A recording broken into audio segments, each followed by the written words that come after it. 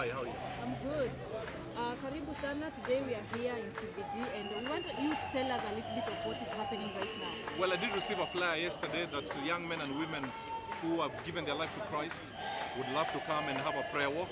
And I came to join them to show them that the church is praying for them, that the counsel of God will always stand. And of course, you know, these young people are good people, they're knowledgeable people, but every young person needs direction. Every young person needs direction. So we came to tell them, you know what, even as you're angry with government, the Bible tells us to pray for our leaders. So we actually stood, we led them in praying for the president, his deputy and the government. We prayed for the security forces. We did pray for the young ones and the families of the ones that have lost their young ones. But we've told them everything must be done within the parameters of the law. That we should never forget that a country is governed by law. Even these police forces, they are there to do their work. They have taken the oath of office. They are fathers, they are mothers, they are uncles, they are aunties, and they're people's children. That we don't cause them pain that when they go back, their children are crying. We prayed for the policeman who lost his hands. But the main thing was to tell them, everything you do, at the end of the day, God must be glorified. That's it. God must be glorified. We have had you apologize on behalf of the church. Yes. Yeah. I did apologize on behalf of the church, not because the church is not speaking. I was told that the church is speaking, but then we are not being heard. Because you cannot tell the Gen Zs, it's up to you, why are you not listening to us? It means we are not where they are. So I apologize on behalf of the church. Where you feel we have hurt you as the church and we have let you down as the church, we say we are sorry. And we hope as we go forward, we'll appear more vocal in as far as guiding you, praying for you, praying for the government and for the leaders, that after all has been said and done, this is the be-all and end-all. After all has been said and done, God must be glorified in everything. Kenyans are still planning to do some demos come this Tuesday. Yes. Are we expecting to see Robert Burale in the streets? For me, we have to understand that leaders, pastors, mentors, we must be around these young people. Because I have a 19-year-old. So I am a father to a Gen Z. You understand? So I come in as a father to make sure where I feel you guys are going wrong, wambia maze, rudini hapa kidogo. Na hii unajua hii ndevu ya white si die, hii ni miaka nimeishi. Na pia besides mwaka kuna ka wisdom. So is to guide you, because we don't want any other young person to die. We don't want any policeman to die. We don't want any policewoman to die. We don't want any business demolished. We don't want any car stoned. So we have to stand up and be counted. And I after preaching in church, I was going to go home. But something said, no, go and stand with them. They are young people who have given their life to Christ. We prayed and we worshiped. Because at the end of the day, this country must operate on the counsel of God. And a message to Gen Z as we prepare to demonstrate on Tuesday. What do you have to tell? Gen Z munisikie. Najua mmekasirika, mko na hasira, lakini nawaambia kitu moja. Hata kama mko na hasira, muonge poa. You can get a few guys to come and put your case forward in the offices that matter. I know government or leadership, they will not talk to a million people. You can get somebody or a few people to represent you, to go and put forward your grievances to people. Also put your MPs, your MCAs, your senators and your governors to task, that this is what we want. I think what needs to happen, as long as the Gen Zs feel they are being listened to, I think I said it by half. The problem is, and I'll say it again, is that some of the leaders, some, not all, some of the leaders are speaking with arrogance. And that arrogance will not help anybody. Please, let's be humble. Let's talk. Kiburi. Wacheni fans wa Arsenal. Kiburi tulieni. Let's speak. Let our words be seasoned with salt.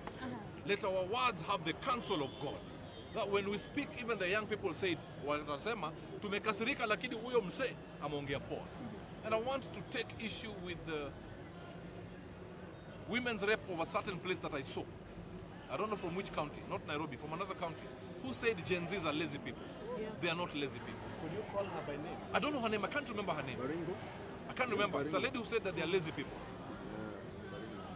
That lady, you're a leader.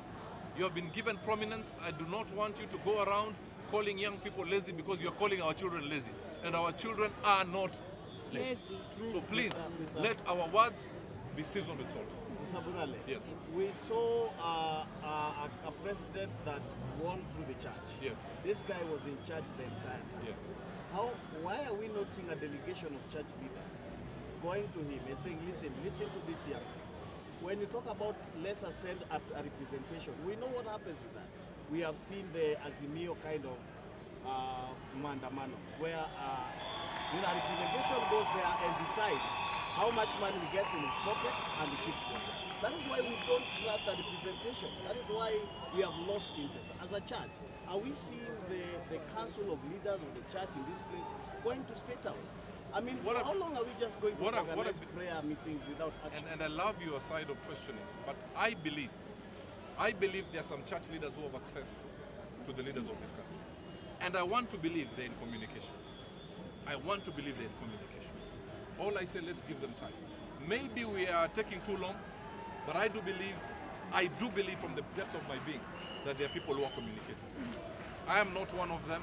I do believe the church leaders who have access to the leaders will speak to them. Is your 19-year-old son or daughter coming for this? Daughter. Would you let her come? Bro, I saw my daughter last week. We are proud of her. Yeah. Lakini niliomba. Yeah, I have a daughter who does not like injustice. She's a great girl. But all I'll say is this. I give them time. I know this does not sound right, but you know I love you guys. You know I care about you guys. I do believe there's something happening. There's communication happening. But put your local leaders to task. Or wache kiburi kuita majenzi lazy. Because you're insulting our children. I've not seen lazy people here. I've seen people with vibrancy. So, leaders, let your words be seasoned with salt. Young people, please also remember, these leaders are like your fathers and your mothers. Even how you speak, let it be with respect. The police forces took an oath of office. They are not your enemies. If we can be as peaceful as I've seen them today, then at the end of the day, the counsel of God will start. And everybody will live happy, where God will be glorified, the people will be edified, and hell will be ashamed. Lakini munipatie maji hata nyinyi. Why do we call ourselves a Christian nation? We pray a lot. Yet all these things, we are the most corrupt. We are the most, all these things are happening. Yes, we are a Christian nation. If you go to nations that are atheist, systems are working, everything is okay. I'm not saying they're perfect, but everything is working for them. But us, tunaomba sana lakini. No, vitu zina happen. Vitu zina happen. Let me tell you, there are people who are praying. There are people who are on the front line. Maybe it could have been worse. You understand what I'm saying? Let me tell you, I have traveled by the grace of God. I have seen countries that are suffering.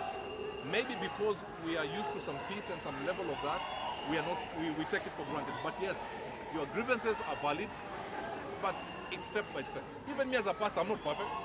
Every day, religion and governance. Kings and prophets must work together, not be in bed together.